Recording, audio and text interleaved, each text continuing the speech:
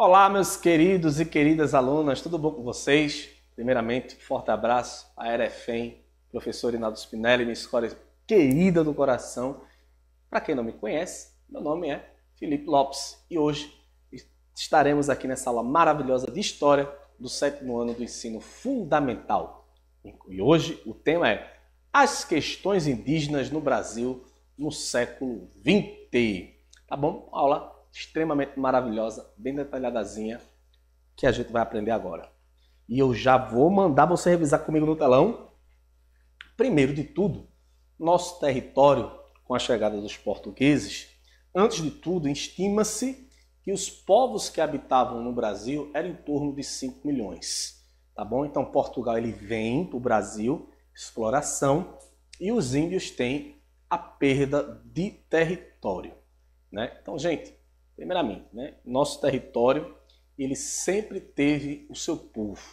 Portugal, simplesmente o Brasil não era uma terra que não tinha ninguém, não. Não, tinha seus povos. Então, quando Portugal ele chega em 1500, eles simplesmente vão entrar em conflito com esse povo. Não foi simplesmente os índios chegarem assim, hashtag, pode entrar. Não, automaticamente teve conflito. Você está invadindo a casa das pessoas. Então, houve, de fato, um conflito direto entre indígenas e portugueses.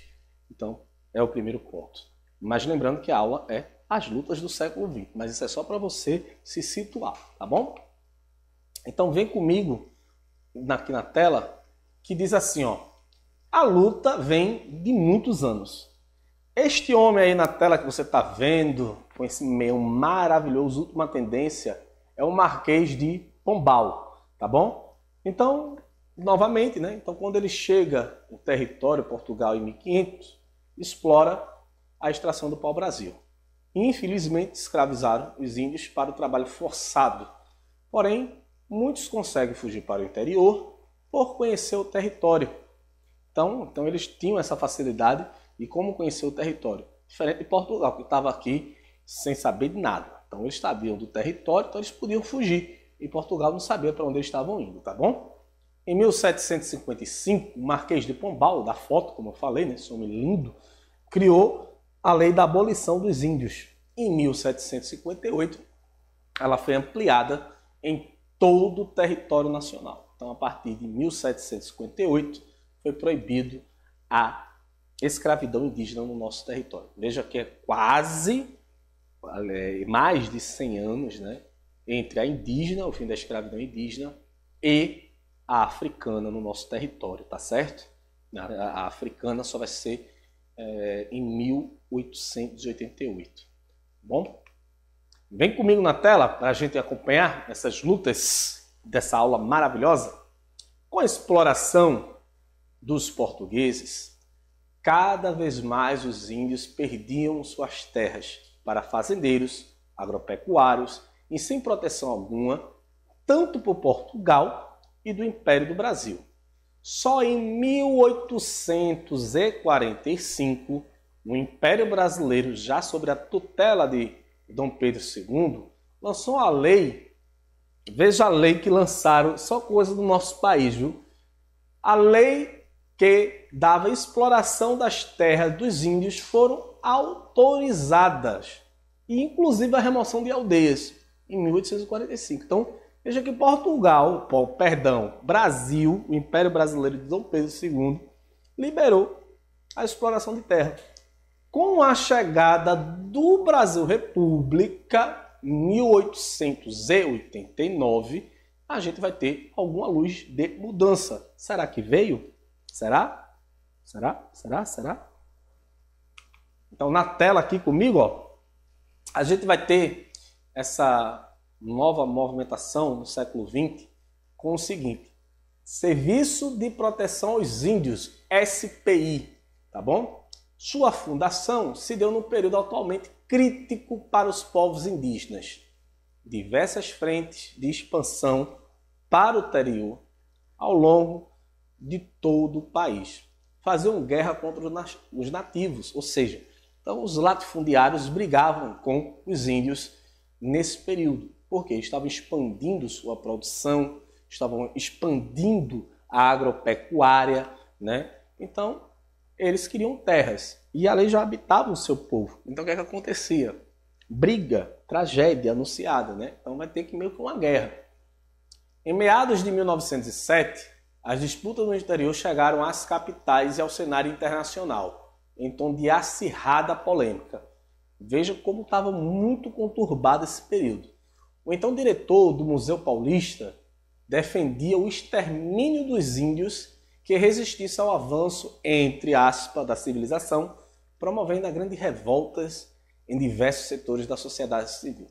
Veja que essa declaração desse diretor do museu é extremamente sem cabimento algum, né? Em 1808, o Brasil foi publicamente acusado de massacre ao índio no 16º Congresso ocorrido em Viena dos americanistas. Né? O povo americano fez um congresso, 16º, lá em Viena, e automaticamente, né, o Brasil ele foi acusado de simplesmente, né, do genocídio do povo indígena. Genocídio esse que são dos nossos irmãos, que são fundadores dessa terra, né? Então, veja que o nosso país ele tem um passado extremamente, né, triste, né? Porque dizimar a população indígena com o discurso, né, de civilidade, que civilidade é essa que você não respeita o próximo, né? Essas civilidades comigo não cola muito, não. Vem comigo na tela que a SPI também tem umas coisinhas, né? Vamos lá. Foi o contexto que deu origem, né? O Brasil foi denunciado no Congresso, como a gente viu na próxima anteriormente. Então, ó, nesse contexto deu origem ao Serviço de Proteção aos Índios e Localização dos Trabalhadores Nacional. Então, essa sigla SPI ela vai mudar para SPI-LTN. Repetindo, SPI-LTN. Ou seja, visava a proteção de integração dos índios quanto à fundação das colônias agrícolas que utilizavam mão de obra encontrada pelas expedições oficiais. O que é isso, professor? Simplesmente, né, eles iam no interior, constatava que utilizava mão de obra, né, indígena nessas fazendas que eles tinham invadidos, né, para a criação do gado, então ia para lá. Na base dessa unificação dessas funções estava a ideia de que o índio era um ser em estado transitório. Seu destino seria se tornar trabalhador rural ou proletário urbano. Em 1918, o SPI foi separado da localização dos trabalhadores, ou seja, entretanto, com a separação, a premissa da integração pacífica dos índios continuou a basear a atuação dos órgãos. Veja que em 1918, né, o órgão SPI, que era para proteger os índios, eles estavam querendo dizer que o índio ia virar simplesmente agricultor. Eles queriam tirar essa nomenclatura do povo indígena. Para quê? Para simplesmente trabalhar com eles como agricultores ou, inclusive, trabalhador urbano que vivia, né? Vocês sabem que os índios viviam do litoral, né, a todas as regiões do país. Né? Então, a gente vai ter a parte litorânea, a gente vai ter a região do centro-oeste, nós teremos a região amazônica. Né? Então, essa SPI, criada em 1900, né, nessa década, ela simplesmente queria colocar o índio como trabalhador rural. E todo mundo sabe que o índio precisa da natureza para sobreviver e sua subsistência. Por isso que eles respeitam a natureza de uma forma espetacular. Porque sem ela, eles não conseguem viver. E não só eles, essa ideologia tem que ser para a gente também. Porque se a gente acaba com a natureza, como é que a gente vai ter nossa existência? Se a gente acaba com o rio, polui o rio, a gente vai ter água para beber? Não vai, né? Então, por sinal, não jogue lixo nos rios, né? Então vem comigo na tela, como vocês estão vendo aí, ó. Então a gente vai ter uma nova fundação, né, da FUNAI. Essa fundação da FUNAI é o seguinte: em 1967, essa política, né, de defesa dos povos indígenas, né, criada pela Lei 601, né, de 1773, foi sancionada pelo Estatuto do Índio, que regula a situação jurídica dos índios, embora existam atualmente outras propostas não regulamentadas. Até 1988, a política do índio brasileiro estava centrada nas atividades voltadas à incorporação dos índios à comunidade nacional. Princípio presente nas Constituição de 34, a de 46, a de 67, a de 69. A Constituição de 88, ela vai dar essa diretriz reconhecendo os índios e sua organização social, costumes, línguas, crenças e tradições e o direito, né, sobre as terras que eles ocupam. Então, vamos resumir aqui para você entender esse slide que deu um pouquinho de trabalho, né? Mas não se preocupe não, que aqui a gente está aqui para deixar essa aula maravilhosa, tá bom? A FUNAI, ela foi criada para proteger o índio, ponto. Diferente da SPI, que tentava amenizar a briga entre fazendeiros, latifundiários, a FUNAI não. Ela disse, ó, eu vou cuidar de vocês. Essa é a teoria, né, que foi criada, né? Então, primeiro, a nossa Constituição atual de 1988, ela tem um papel fundamental, porque, primeiro, ela reconhece o índio, certo? No âmbito social, cultural, costumes e linguagem. Segundo, reconhece também as terras a qual eles habitavam. Ponto. Então, automaticamente, a nossa Constituição dá esse tipo de garantias através de leis. Obviamente que não foi, eita, hashtag, vou fazer as leis. Não, calma. Simplesmente foram várias lutas, né? Infelizmente, houve muito genocídio, né? Dizimação de algumas culturas, de linguagens e costumes. Mas a Constituição de 88 reverteu essa situação, tá bom? Vem comigo para a gente entender quais são esses direitos que os índios lutam. Vem aí na tela comigo.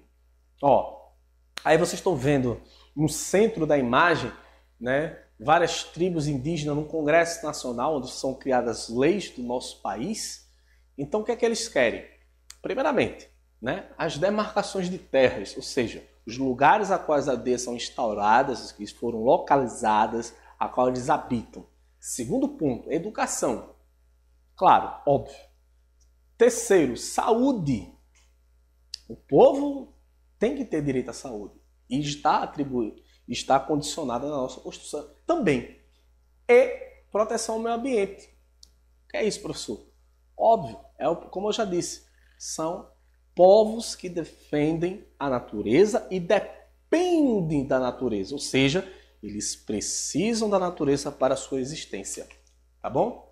Bora ver aqui já na tela mesmo quais são esses direitos já conquistados, tá bom? Vê só, então a gente viu aí que tem a SPI, né, que foi criada ainda na Primeira República Brasileira, né, que era com o intuito de proteger o índio, né? Mas não deu muito certo porque os conflitos estavam cada vez mais altos. Então, em 1967, o regime militar criou a FUNAI com o único intuito de preservação dos índios. Mas, com a nossa nova Constituição, também houve avanços. Qual foi? A nova Constituição inovou em todos os sentidos, estabelecendo, sobretudo, que os direitos dos índios sobre as terras que tradicionalmente ocupa são de naturezas originárias, ou seja, que são anteriores à formação do próprio Estado.